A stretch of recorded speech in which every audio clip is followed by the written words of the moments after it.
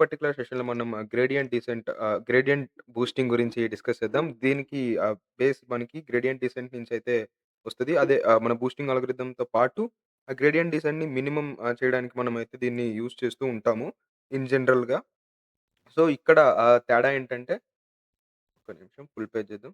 So, ఇక్కడ తేడా ఏంటంటే, మనం ప్రీవియస్‌గా చూసిన బూస్టింగ్ అల్గోరిథమ్స్‌లో ఏంటంటే, మనం వెయిట్స్‌ని ఇనీషియలైజ్ చేసాము. ఇక్కడ మనం వెయిట్స్‌ని అయితే ఇనీషియలైజ్ చేయము. ఇక్కడ మనం రెసిడ్యూయల్స్‌ని అయితే యూజ్ చేస్తాము. ప్రీవియస్‌గా వచ్చిన డెసిషన్ ట్రీ ఏదైతే ఉందో, డెసిషన్ ట్రీ అవ్వచ్చు, లేదా ఏ ఇతర మోడల్ అయినా అవ్వచ్చు, ఏ మెషిన్ లెర్నింగ్ మోడల్ అయినా అవ్వచ్చు. దాని యొక్క రెసిడ్యూయల్స్ అంటే యాక్చువల్ వాల్యూ, వై అంటే యాక్చువల్ వాల్యూ, అలాగే వై హ్యాట్ అంటే ప్రిడిక్టెడ్ వాల్యూ. Predicted value. ఇప్పుడు రెసిడ్యూయల్ 1 ఇక్కడ ఈ పర్టిక్యులర్ ఫిగర్‌లో మీరు చూసుకున్నట్టయితే, దీని నుంచి మనకి R1 అయితే వస్తుంది. R1 ఏంటి? Y1 మైనస్ Y1 హ్యాట్ అంటే ఈ పర్టిక్యులర్ పాయింట్ యొక్క ట్రూ అవుట్‌పుట్ ఏంటి? దాని నుంచి మనం ప్రీవియస్‌గా వచ్చిన ఆహ్, మనం చేసిన ప్రిడిక్షన్ వాల్యూనయితే తీసేస్తున్నాం. అలాగే రెసిడ్యూయల్ 2లో చూసుకుంటే మీరు R1 అంటే అసలు రావాల్సిన వాల్యూ ఎంత? వచ్చిన రెసిడ్యుయల్ ప్రిడిక్టెడ్ పాయింట్ ఎంత అని జెప్పి మనం కన్సిడర్ జేసుకొని, ఆ వాల్యూస్‌ని మనం సెపరేట్ జేసి, తర్వాత ఆ పర్టిక్యులర్ డేటాతో ఏది మన ఇన్‌పుట్ డేటా ఇప్పుడు ఇదవుతది. Output X, Y dependent, independent features ఉంటాయి గదా! Independent data ఇదవుతది.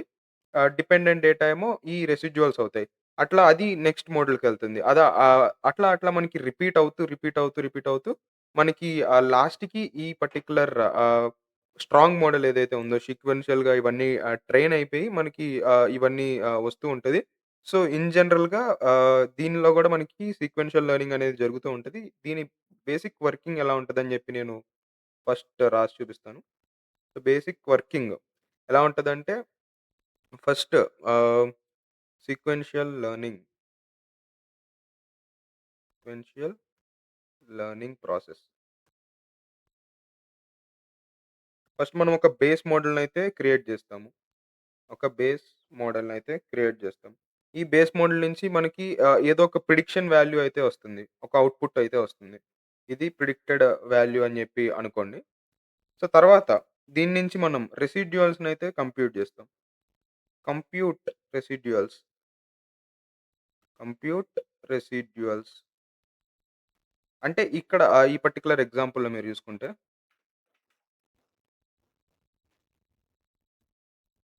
ఆహ్, copy, copy, copy, copy, paste దీన్ని ఇంకా కొంచెం కిందకి తీసుకెళ్దాం. సో, ఈ పర్టిక్యులర్ ఎగ్జాంపుల్‌లో మనం ఒక ట్రీ ఫస్ట్ ఒక ట్రీ ఉంటే దానికి మనం ప్రిడిక్ట్ చేసి రెసిడ్యూయల్స్ ఏవైతే ఉన్నాయో, ఆ రెసిడ్యూయల్స్‌నయితే కనుక్కొని నెక్స్ట్ ట్రీకి మనం పంపిస్తున్నాం. ఆ నెక్స్ట్ ట్రీ నుంచి మళ్ళీ రెసిడ్యూయల్స్‌ని కనుక్కొని మళ్ళీ మనం పంపిస్తున్నాం. అలా మనం రిపిటేటివ్ అయితే చేసి ఆహ్, రిపిటేటివ్ చేసి ఎన్ నంబర్ ఆఫ్ టైమ్స్‌నయితే మనం రిపీట్ చేసి ఫైనల్‌గా మనకు కావాల్సిన బెస్ట్ ట్రీ ఏదైతే ఉందో మనం దాన్నయితే మనం తీసుకుంటూ ఉంటాం. అలాగే థర్డ్‌ది ష్రింకేజ్, ష్రింకేజ్. సో, మనకి ఇక్కడ 2 ఫీచర్స్ అయితే మనకి బాగా యూజ్ అవుతాయి ఇక్కడ. ఒకటి లెర్నింగ్ రేట్, లెర్నింగ్ రేట్. ఒకవేళ ఈ లెర్నింగ్ రేట్‌లో ఇది స్మాల్ అంటే చిన్నగా ఉందనుకోండి. ఒకవేళ ఇది చిన్నగా ఉంటే ఈచ్ ట్రీ నుంచి రిస్క్ ఆఫ్ ఓవర్ ఫిట్టింగ్ ఏదైతే ఉందో అది మనకి ఎగ్జాక్ట్‌గా సిమిలర్‌గా అయితే ఉంటది. ఒకవేళ ఒకవేళ అది లెర్నింగ్ రేట్ హై ఉంటే ఓవర్ ఫిట్టింగ్ అయ్యే ఛాన్సెస్ ఎక్కువుంటాయి. స్మాల్‌గా ఉంటే ఓవర్ ఫిట్టింగ్ అయ్యే ఛాన్సెస్ తగ్గుతాయి. అంటే మనకి యాక్యురసీ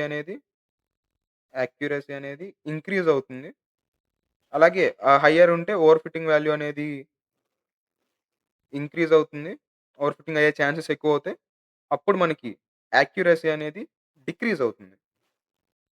ఇలా మనం ఈ లెర్నింగ్ రేట్‌ని యూజ్ చేసుకొని ఎన్ నంబర్ ఆఫ్ టైమ్స్ అయితే మనం రిపీట్ చేస్తూ ఉంటాము. ఈ లెర్నింగ్ రేట్ ఏంటంటే మనకి ష్రింకింగ్ పారామీటర్ అని చెప్పి అనుకోవచ్చు. అంటే అది చిన్నది చేయాలా? పెద్దది చేయాలా? అని చెప్పి మనం ఓవర్ ది ఐటరేషన్స్ అన్నీ చేస్తూ ఉంటూ ఈ ఈ 3 స్టెప్స్ ఉన్నాయి గదా! 1, 2, 3 ష్రింకేజ్ అంటే లెర్నింగ్ రేట్ మోడిఫై జేయడం, మోడిఫై జేయడం, మోడిఫై చేయడం. సో, ఈ 3 స్టెప్స్‌ని మనం రిపిటేటివ్ జేస్తూ ఐటరేటివ్ లాగా దాన్ని ఒక సర్టెన్ దీన్నైతే మనం అచీవ్ జేస్తూ ఉంటాము. సో, ఇది ఇన్ జనరల్ గ్రేడియంట్ బూస్టింగ్. దీనికి అడా బూస్ట్‌కి డిఫరెన్సెస్ ఏంటంటే సో మనం అడా బూస్ట్‌లో వెయిట్ అప్‌డేట్స్ అయితే చేసాము.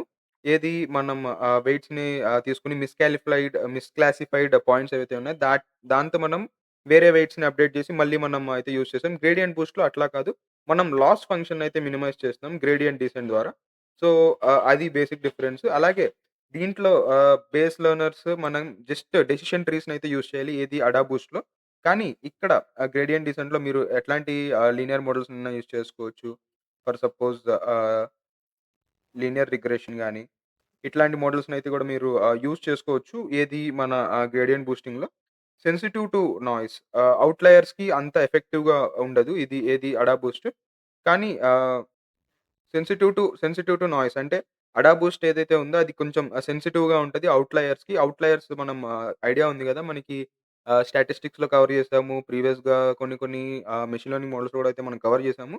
సో, ఆహ్ దీంట్లో అది సెన్సిటివ్‌గా ఉంటది. దీంట్లో అది అంత సెన్సిటివ్‌గా అయితే ఉండదు.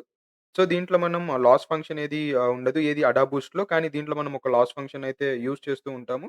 సో, దీంట్లో సేమ్ సీక్వెన్షియల్ లెర్నింగ్ ఉంటది. దీంట్లో కూడా సీక్వెన్షియల్ లెర్నింగ్ ఉంటది. కానీ దీంట్లో మనం వెయిట్స్‌ని అప్‌డేట్ చేస్తూ ఉంటాం. కానీ దీంట్లో మనం రెసిడ్యుయల్స్‌ని యూజ్ చేసి మనం వేరే మోడల్‌నయితే ట్రైన్ చేస్తూ ఉంటాం. సో, ఆహ్ అంటే ఇంకా బేసిక్ డిఫరెన్సెస్ ఇవన్నీ. సో, ఐ హోప్ అందరికీ అర్థమైందని చెప్పి అని అనుకుంటున్నాను. సో, ఈ రెసిడ్యూయల్స్‌ని యూజ్ చేసుకొని మనం ఈ డెసిషన్ ట్రీస్ అయితే ఒక్క నిమిషం. ఇట్లాంటి ట్రీస్ ఉన్నప్పుడు కరెక్ట్‌లీ క్లాసిఫైడ్ ఇంకా ఇన్‌కరెక్ట్‌లీ క్లాసిఫైడ్ అని చెప్పి అడా బూస్ట్‌లో అనుకున్నాం గదా!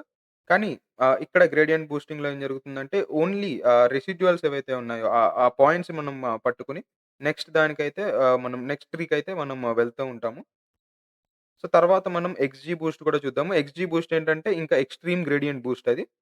దాన్ని మనం అదే ఇంకా ఫైనల్ అన్‌సూపర్‌వైజ్డ్ మెషిన్ లెర్నింగ్. అది చాలా best unsupervised machine learning model.